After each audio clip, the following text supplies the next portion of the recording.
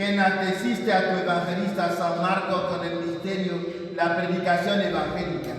Concédenos aprovechar de tal modo sus enseñanzas, que sigamos fielmente la huella de Cristo, el que vive y reina por los siglos de los siglos. Amén.